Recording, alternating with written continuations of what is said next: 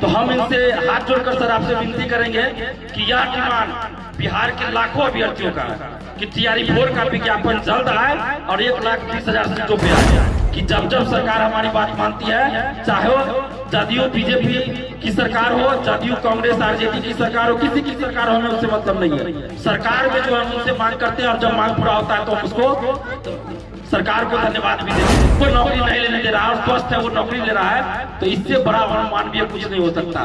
दरभंगा का बहेरी, शिवाजी नगर समस्तीपुर का।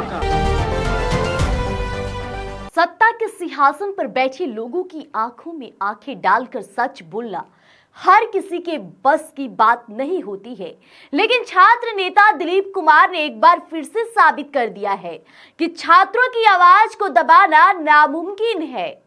नमस्कार, मैं हूं प्रिया राज और आप देख रहे हैं स्वराज पोस्ट। देखिए, बिहार की राजनीति से जो अभी खबर आ रही है वो काफी चौंकाने वाला रहा, क्योंकि दरभंगा के पांता गांव में जहां मंच पर बिहार सरकार के दिग्गज मंत्री नीतीश कुमार के करीबी मंत्री मौजूद थे और दिलीप कुमार ने सीधा मोर्चा खोल दिया। सबसे पहले वो वीडियो हम आपको दिखाते हैं।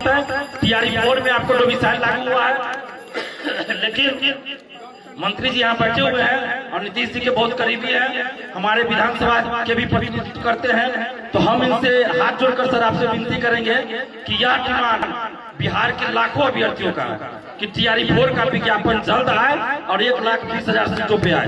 ये दिलीप कुमार का डिमांड नहीं है, ये बिहार के लाखों अभ्यर्थियों का है, इसलिए दिलीप कुमार का डिमांड है। और चुनाव से पहले कई बार हम लोग आंदोलन इसके लिए कर चुके हैं और अभ्यर्थियों ने, बिहार की जनता ने नीतीश कुमार जी को प्रचंड बहुमत दिया है, तो उनका दायित्व भी बढ़ जाता है। हम लोग मांगते उन्हीं से है जो हम लोगों की मांगों को सुनते हैं। तो नीतीश कुमार जी से हम इसलिए मांग कर रहे हैं क्योंकि हमारी मांग को सुन रहा है, पूरा कर रहा है। और जब हम एक टीवी डिबेट में बैठे थे तो एक महिला प्रवक्ता थी बीजेपी के, उन्होंने कहा कि दिलीप जी आपका तो आंदोलन करते हैं, सरकार बात पूरा कर देती है, फिर आप क्यों विरोध में बोल रहे हैं। तो हमने उनको कहा था कि जब जब सरकार हमारी बात मानती है, चाहे वो जदयू बीजेपी की सरकार हो, जदयू कांग्रेस आरजेडी की सरकार हो, किसी की सरकार हो, हमें उससे मतलब नहीं है। सरकार में जो हम उनसे मांग करते हैं और जब मांग पूरा होता है तो हम उसको सरकार को धन्यवाद भी देते हैं। तो अभी बहुत सारा एक दिव्यांग आरक्षण भी था सर, बाहर के लोगों को दिव्यांग आरक्षण मिल रहा था, वो भी हम लोग के आंदोलन से बिहार के दिव्यांग भाई बहनों को आरक्षण मिलेगा।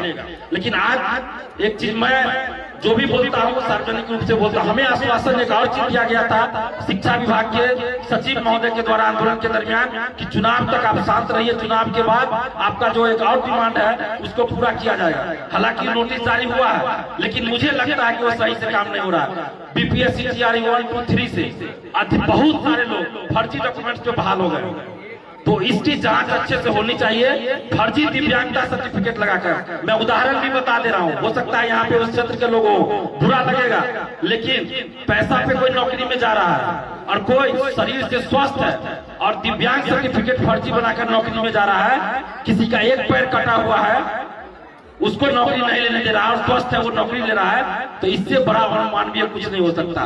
दरभंगा का बहेरी, शिवाजी नगर समस्तीपुर का, फुलपरास मधुबनी का एक गठ बना हुआ है शिक्षक भर्ती में धांधली सेटिंग का, फर्जी दिव्यांग सर्टिफिकेट लगाकर बनाने का, तो इसकी जांच अच्छे से होनी चाहिए। बाहर के लोग फर्जी आवासीय सर्टिफिकेट बनाकर यहाँ आरक्षण का लाभ ले, सब की जांच होनी चाहिए। और इस सरस्वती पूजा के अवसर पर एक बात मैं एक सामाजिक तौर पे कहना चाहता हूँ कि हम सभी का, सरकार का तो काम है, समाज के लोगों का भी ये काम है कि बच्चों को अच्छी शिक्षा मिले। नैतिक शिक्षा सबसे ज्यादा जरूरी है। आज देखिएगा सरकार अपनी तरफ से बहुत सारी योजना चला रही है, लेकिन उसके बावजूद भी बच्चों में भटकाव ज्यादा है। ये चीज आप लोग भी गौर कर रही होगा। गाँव मुद्दा था BPSC TRE-4 और मांग थी 1,20,000 पदों पर बहाली।